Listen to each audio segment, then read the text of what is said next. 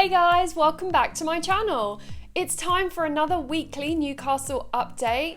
Make sure you subscribe for these. I upload them every single Thursday and you don't want to miss out. Joining me today is Kyle from Magpie 24/7. Kyle, thanks so much for joining me again. How are you? I'm good, Eisha. Not so much after yesterday, the Newport County penalty win, if you call it a win. But other than that, I'm doing smashing, as it were. Are you all right? Yeah, I'm doing great. And I know I say this every single week, but there really is so much to talk about, and I just want to squash it all in. And I know what it's like with us two. There is no limit to how much we can talk Newcastle United.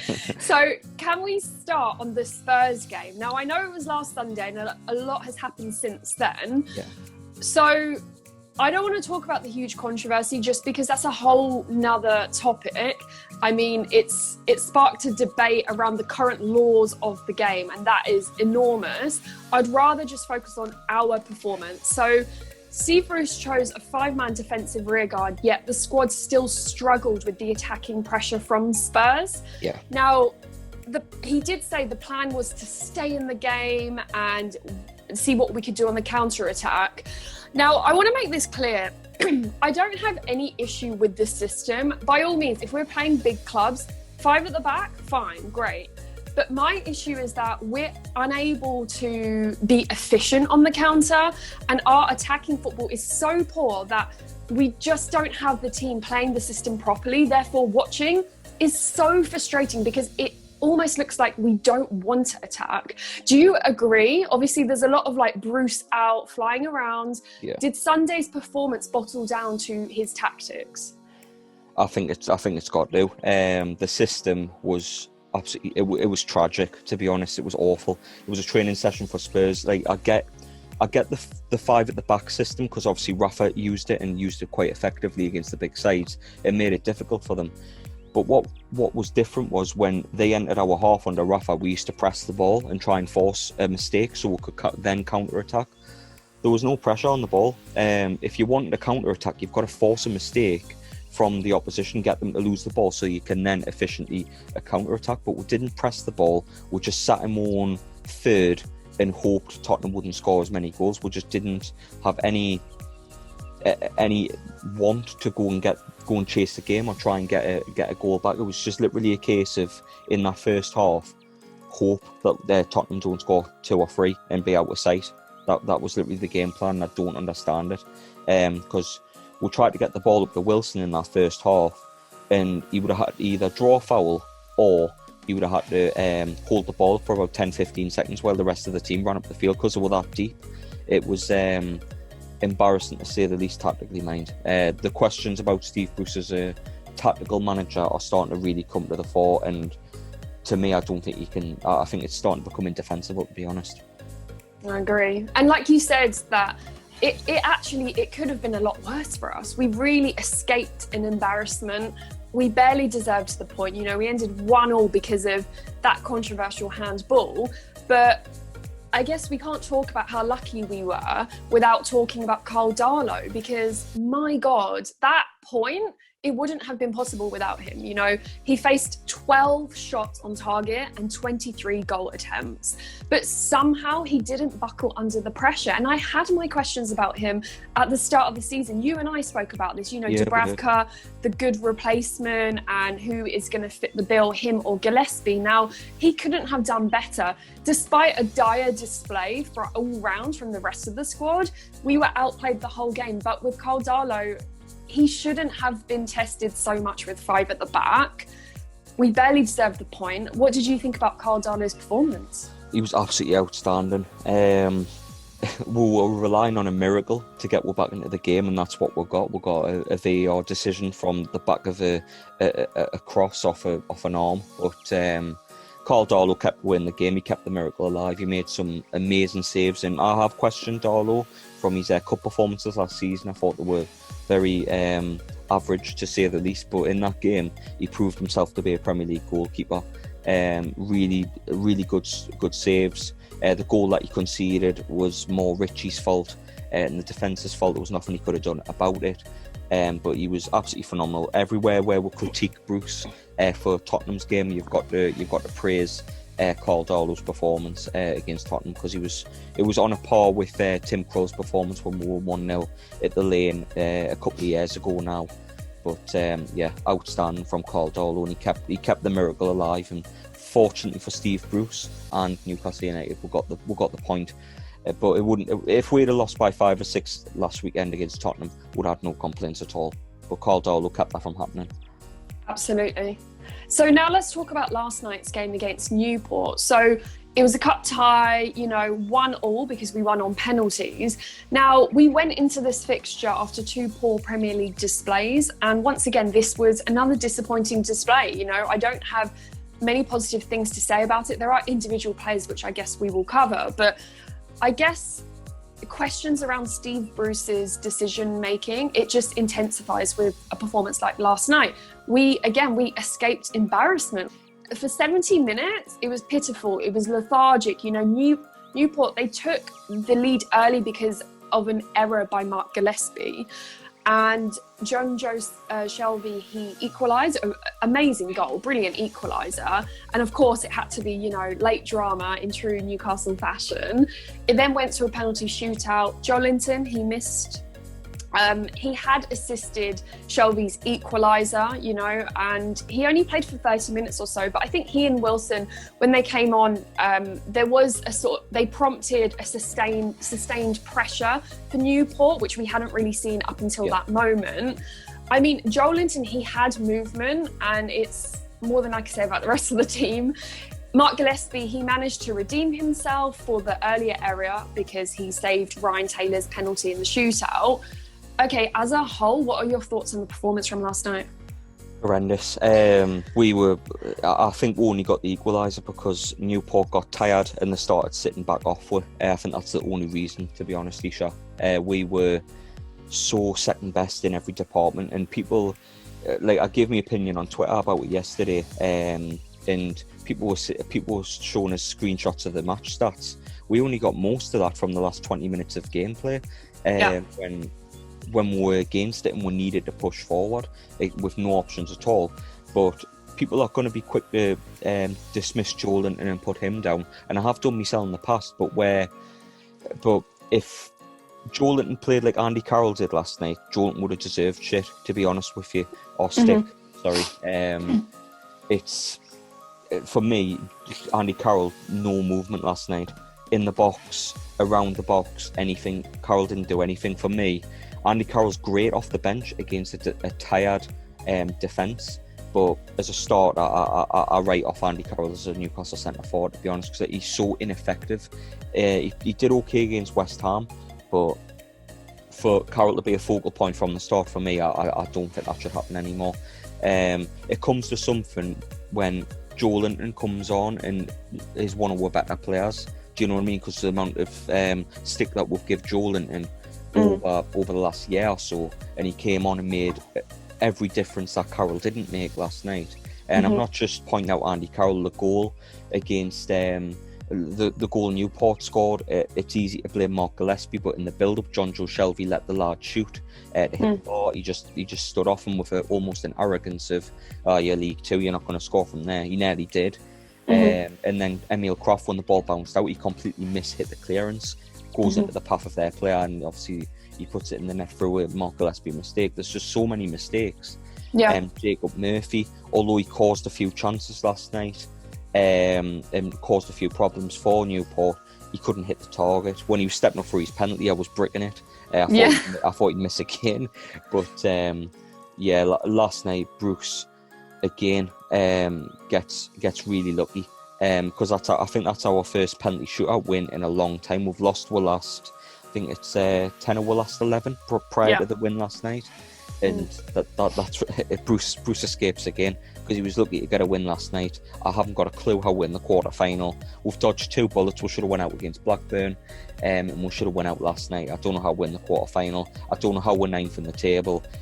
Bruce, on the surface of things, you think Bruce is doing fantastic, but luck's going to run out Bruce, and when it does, it's going to be bad. Like, when it does run out, Eisha, we're going to get beat by 5 or 6 by someone. I just hope it ain't Burnley this weekend.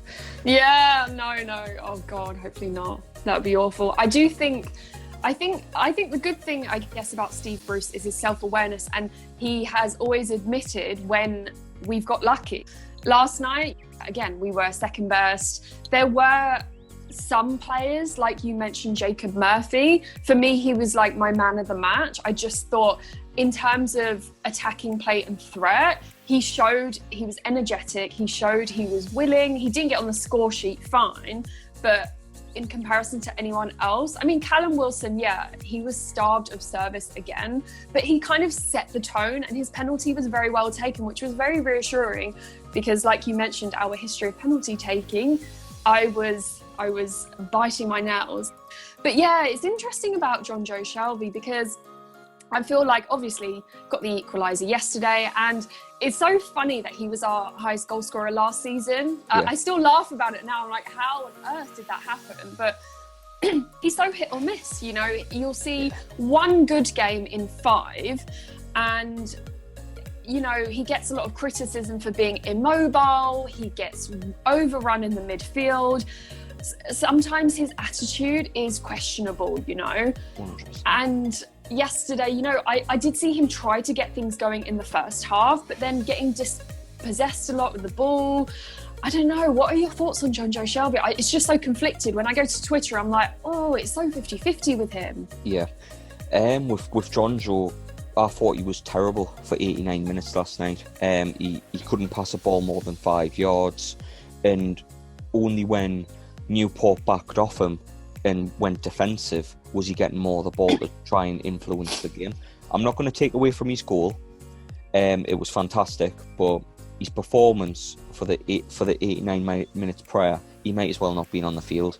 He was hopeless, to be honest. He was getting overrun by I think it was I can't remember the lad's name. It's Twinkle or something. It's something. Yeah, Wine or something. The young lad.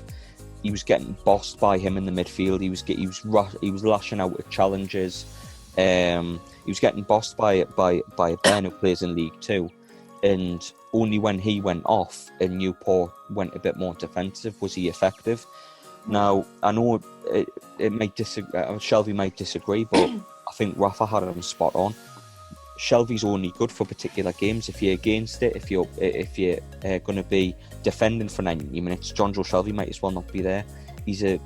Shelby for me is a luxury player.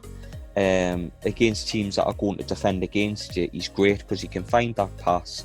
He can unlock the defence for you. But in games where teams are going to press you high and try and get in your face, I don't think Shelby's any good. He gets frustrated. He puts the ball long to the goalkeeper. He passes the ball backwards a lot, and he's very ineffective in those games against those type of teams. So that's why Rafa used to take him in and out of the team, because Shelby was ineffective against certain sides, but in sides where they defend, Shelby's great, and he proved that in the little time he had against Newport with the finish he had, because I stood off him and he showed his quality. But for 89 minutes of that game, he was useless, to be honest, and I hope he can turn it round. But it's more than just a Newport game. He was shocking against Spurs, and he was even worse against Brighton. It's not just a thing of one game. It's like you say, he's a 1 in 5. I agree, and it's funny because I guess it was a year ago almost when we attended the West Ham game together. He scored, and I remember us discussing like, oh, is Steve Bruce getting the best out of him? And he did go on. Obviously, he was our top goal scorer, so he did something right. Inconsistent displays, but at the same time, I guess you could kind of say that Steve Bruce was getting the best out of him in a way, because I, for one, going into last season, had sort of written him off, you know, with the age and with the inconsistent displays. He kind of pulled through, but is it enough for what we want to be going forward and evolving as a squad? No. But anyway, so let's talk about Matt Ritchie, because we did speak about him a little bit. Now, obviously, did you see in the Spurs game how he went to the floor and his shoulder? It made me cringe so much. It was horrible. He could have decapitated himself, the way he fell and then hit his head, and I was really concerned it was a dislocation. And yeah, so he does need an operation, and it's going to be like a lengthy layoff. He's going to miss a large part of the first half of the season. Yeah. How much of a blow do you think that is for the team right now, with a few days to go till the transfer window ends? To be honest, I think we'll miss his leadership, but we won't miss him like we missed him last year, because I think we've got more reinforcements in the positions he would be playing in. Like, for example, we've got Jamal Lewis at left back, and we've got Maximin at the front, we've got Almiron at the front, Fraser at the front now. So we won't miss Ritchie as much, but obviously that his leadership, his ability to bark orders at people and keep people in check, that's what you'll miss about Matt Ritchie. He did make the mistake at the weekend that led to their goal, but with Matt Ritchie, you always get 100% effort, 100% work rate. The leader, the grit, the dog in him, and that's Matt Ritchie, and that's what you do miss. And if we're going to be fighting down the bottom of the table, Matt Ritchie's one of the players you want. Constant character, never gives up. But I think last year a lot more people were gutted when Hamza Chowdhury snapped him in half, because we didn't have as many reinforcements to replace him, and we're looking at the likes of Christian Atsu and people like that to step up in his place. Whereas this time we've got Fraser to come in and stuff, so I don't think we'll miss him as much, but he's still very much a miss in my opinion due to his leadership and stuff. So hopefully he returns to us soon to add another option to a team. But thankfully we've bought well in the summer, and he won't be as much of a miss because we've got that quality and depth in the positions he's in. Yeah, I agree. I think it's a totally different situation to this time last year, and I totally agree with his leadership skills and, his attitude. That is something that's developed into, it's a valuable asset to us. He was one of our best players in the Championship, and that first season back in the Premier League is so memorable for me. And that leadership going through and how vocal he is even to this day, even if technically he can't offer too much, it is valuable. And if anything, him as a backup, I'm happy with, but I'm not as concerned as I thought I would be, just because of obviously Jamal Lewis. And also, Paul Dummett, he is so injury prone, so I'll never look at him and be like, great, no, we have Paul Dummett. I'm still rooting for Willems to come back because I just think he's a good backup option, but we'll have to see because the transfer window shuts on Monday. So speaking of transfers, so we're still looking at options in the final days. Like I said, Monday the 5th, that's it, we're done. And to be honest, that first week where we made 3 signings, I thought we would get everything done within that period. So it's kind of been a couple of weeks or so since that happened. And I am a little bit concerned that it's Thursday now, the window shuts on Monday, and we still have work to do, Most of the budget has been spent already, and other deals will just depend on players being sold, and we haven't seen enough players go out the door, and we still have all of our loan slots available, which we really need to utilise. I think we obviously need another striker option. If Joel Linton is going to be used where he was at Spurs, I think he looked a lot more effective. We definitely need another striker option and, a box-to-box midfielder. So last night, I don't know if you saw that tweet about Rodrigo Vilca. Did you see it? Yeah, he was crying for his last appearance or something. Last appearance. So the reporter, he said that Vilca played his last game at his club and he was crying and he was really upset. I was like, okay, cool. Does that mean he's coming? And then at the end of the reporter's tweet, it said, new challenge for him at Newcastle, something to that effect. And that's sort of the first bit of confirmation we've had on his signing. So I guess for any viewers that aren't really aware, he's 21 years old. He's known as a wonder kid from Peru. Solano was asked about him and he said that he is still developing his game, but he's technically gifted. So anyway, so now it seems that's pretty much confirmed, because a tweet like that, a reporter with thousands of followers isn't really going to tweet that. It seems like it's going ahead. Firstly, is he going to start straight away and play with the first team? No, I read that because of his age and his inexperience in English football, he's going to be playing with the under-23s to help him deal with how tough English football is. So he's not going to, bearing that in mind, that he's not going to get in with the first team straight away. What are your thoughts on this signing? It's one for the future. I hope it does materialise and do well, because Newcastle's track record of bringing in players externally for the under-23 setup hasn't really worked out. Kyle Scott, I mean, when was the last you heard his name? You look at players that we've signed, Sorensen even hasn't worked out. Yannick Torre hasn't made the first team yet. So signings of this to this level haven't done great with. So I hope he comes in and he changes the mould a little bit. But there's been talk of him going back out on loan as well. So whether he goes out on loan or goes to the under-23s, as long as he's playing regularly and honing his craft, I think that's the main thing in this. With that, to be honest, Eisha. Yeah, so you're saying it's more of a long-term investment, and if it ties in with our plans going forward with the youth, building the squad and rejuvenating the squad with younger players, then this could be like a key asset for us, I guess. Yeah, in the long run, which is what we need to do, because we are an aging squad and we are trying to inject some youth into it. And I wanted to see more of this transfer window, but if this is a good option for that, then fine, I won't say no. We'll have to see how it develops over the weekend. So Dan Barlaser, Newcastle have agreed to sell him, and the club have included a huge resale clause, and he's going back to Rotherham United, and he sort of chose to go back there because he was on loan. He already has a relationship with the manager and whatnot. Are you happy with that deal? I mean, a huge resale clause is always going to be good for us. I mean, it's great, but I think Dan Barlaser had a chance to prove at Newcastle, and I thought, from what I've seen of him, is a solid footballer. He's the only player like John Joe as well. He can pick a pass from distance. We don't have a playmaker outside of John Joe, and John Joe, like we discussed before, can adapt to certain games, and maybe Dan Barlaser could have done. I know he's 22 and he hasn't been in the first team yet, but like in a league capacity, but like he deserved a chance. He did so well out at Rotherham. He had a better season at Rotherham than Sean did at Blackpool when he was in League One, and I think he was more deserving of a chance to prove his worth. And he had that amazing pass against Stoke in the friendly, and that's just a sign of what he could do. I'm really disappointed because I thought it would be his season to shine, and we've sold him before he had the chance. So it's a bit of a disappointment we've got rid of him, because I really thought he could have made a difference for us. But he never got the chance to do so. It's so disappointing. But I wish him all the best at Rotherham. Yeah. Okay, and what about Solomon Rondon?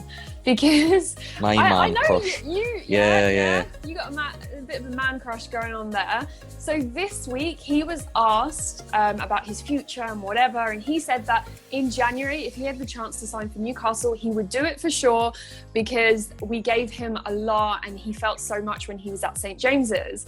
Now, initially, when I saw the headlines, I was like, this is clickbait. No, he wouldn't have said that. When I read into it, I was like, oh my God, he actually said it. What are your thoughts on that? The prospect of him returning on Tyneside? It would be it would be a bit of a boost. That's for sure. He's as I used to call him, the big beautiful man, and he will always be the big beautiful man. But it'd be phenomenal to see him come back. I think he'd be a much better upgrade than Andy Carroll. I think him and Wilson up front together would be terrorising for teams, especially with Fraser and Maximin on either flank, with Miggy in behind them. Maybe you play 4-4-2, put Miggy in the centre, and then play Hayden beside him as a holding midfielder, and then just let them run wild on teams. But yeah, Rondon coming in, even though he's 32, I think it would be a very solid signing for Newcastle, because he wants to play here. He's a good enough centre forward to give Wilson some competition. And I think, as you said before with Joel, and he's more of a left-sided player. So I think you put him out on the left and you go and get Rondon, and then you have enough forwards to go into the season. So I don't think Joel's a number 9. Like, I'm sorry, but he isn't. Yeah, no, not at all. And we've discussed that in depth before, and I think now that things are sort of changing around and adapting to where Joelinton can play best. It's just about filling the voids of that number 9 that Joelinton can't fulfill. It's so funny, Rondon, like one season and the impact he made and how memorable he was. I'm not surprised that he would want to head back to us, and he can see that the fans went crazy over his response to that idea of him coming back. I would definitely want him back. I would put him and Callum Wilson up top together. And it would bring some competition to Callum Wilson.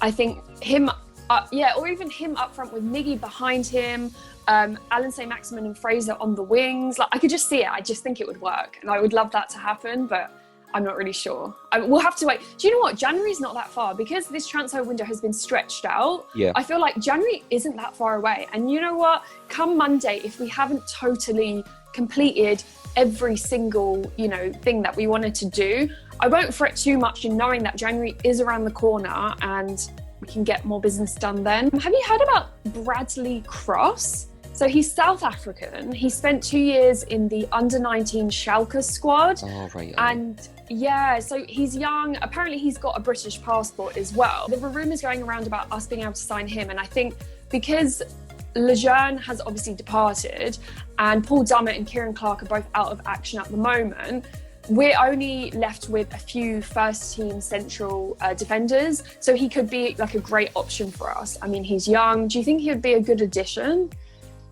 I do think you would, because it's adding squad depth, but I don't understand why you would need to bring him in, because we've loaned out Kellen Watts, we've loaned out Florian Lejeune. Like, if we're short defensively, why try and go and get a youngster to play for Schalke when you had two defenders there as backup defenders? Do you know what I mean? Cher's coming back into the fold, thank God. He's back from his injury, so we're not quite... We're not that stricken for injuries just yet, but with Bruce's squad management issues, I think it'll be an issue soon enough. But I don't know why we're linked with this lad when we could have went for some other. We could have kept what we had. And to be fair, I'd rather we went and got this lad than we got Phil Jones on loan. Good God, Steve manager and then Phil Jones at the back. I'd have a heart attack and go and support Whitley Bay. To be honest, I couldn't stick with that. Like, sick. Oh, I think this weekend's going to be really key. I'm just going to keep refreshing like the reports, because you know how it goes with us at the end of the transfer window. Suddenly stuff starts happening, and we're Thursday now. We have until Monday. God knows what can happen. There's a lot more going on that we don't know about. So we'll just have to stay updated with those transfer things and hope for the best come Monday. Speaking of Monday, before that, we have a game against Burnley. It's actually been really hectic for us. Like Spurs on Sunday, London at the weekend, and then Newport, and now we're back at St. James's Park. And it's like so we're unbeaten in the last 7 home games against Burnley, which is a great stat, which I was looking at yesterday. I was really surprised, actually.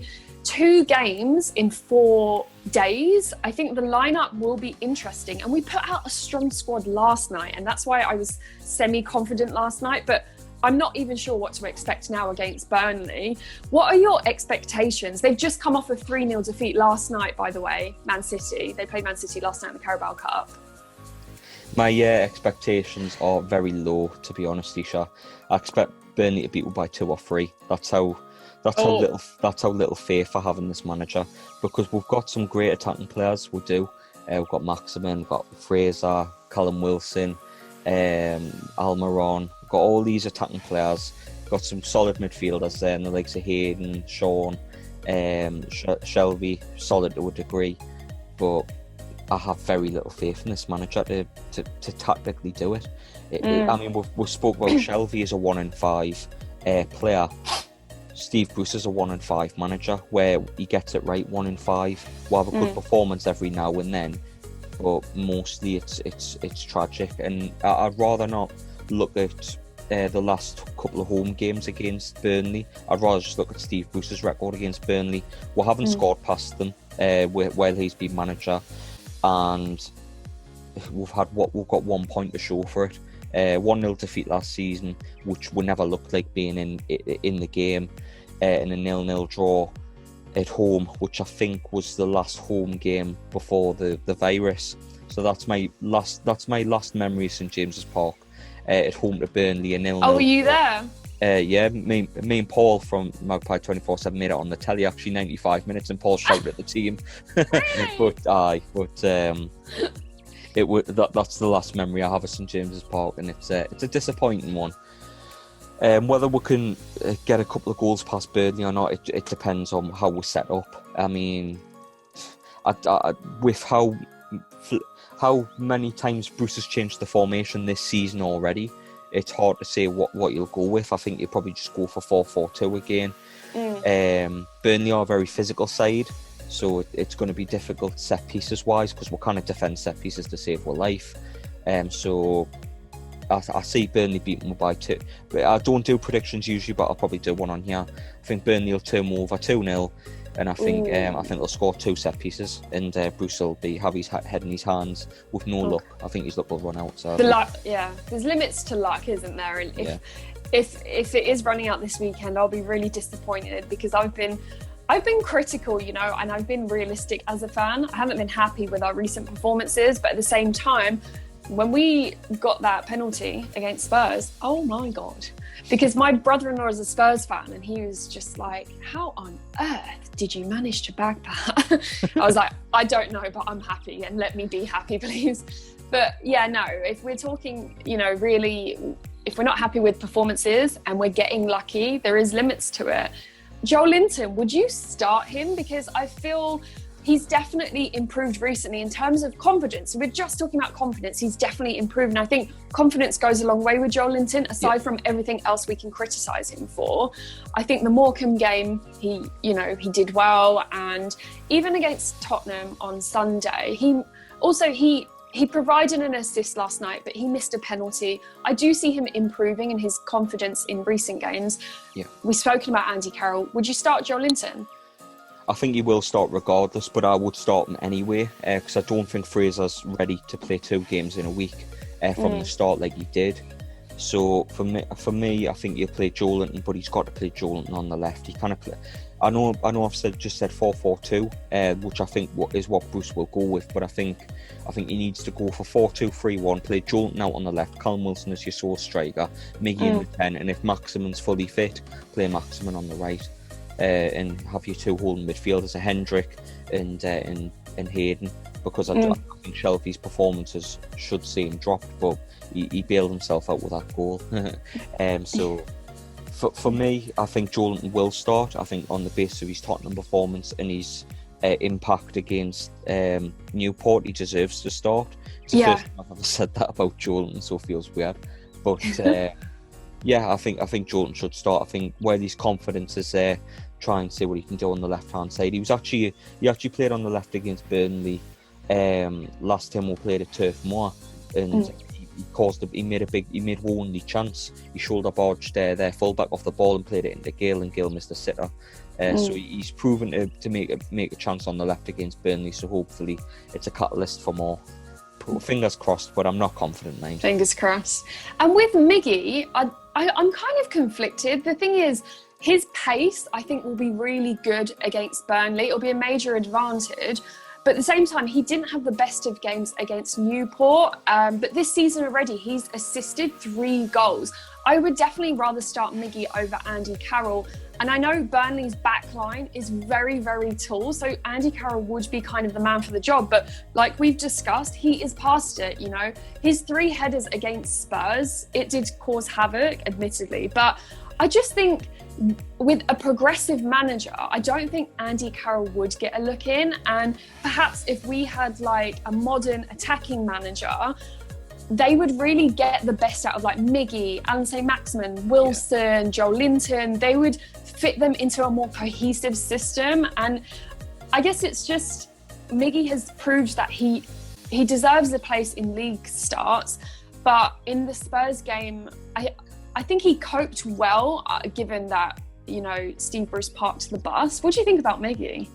I think Miggy should be starting. I don't think he had the best of time last night, but basically because Newport were the better team for 70 minutes and Newcastle were more in the ascendancy when he went off the field.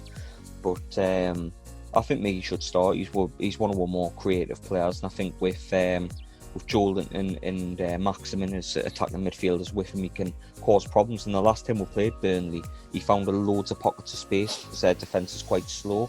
So I think if we keep the ball on the deck and we use attacking flair players, Wilson will get plenty of chances, that's for sure.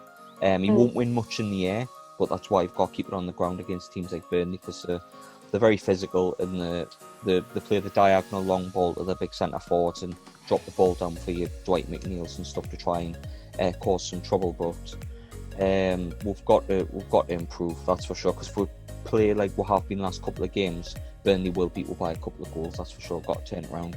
Yeah, absolutely. Well, that's about it. Kyle, thanks so much for joining me. Oh, not a problem at all. Anytime. I says on the first episode I'd gladly come on again. Now I have done so not a problem at all. Yeah, I would love to have you on again. Any new subscribers that are coming to your channel now, because I'm going to leave the links to the description below, what can they expect from Magpie 24/7? Well, basically me and Paul, who used to be on Newcastle Fans TV, we started our own brand, own social media, our podcast, Magpie 24/7. We'll have a weekly podcast where we'll talk about Newcastle, let our frustrations known, everything. We'll just leave it all out there. We'll speak with our hearts, very heart on our sleeve kind of people. It's just a podcast by fans, for fans, and we're on Facebook as well every day, Instagram, Twitter. Everything will be down in the description box below, and if you want to check out and see what we're about, please do so. We'll be more than happy to have you on board. I'll leave it all below, guys. So thanks a lot for watching, and remember to subscribe for these weekly Newcastle updates, and I'll see you guys soon.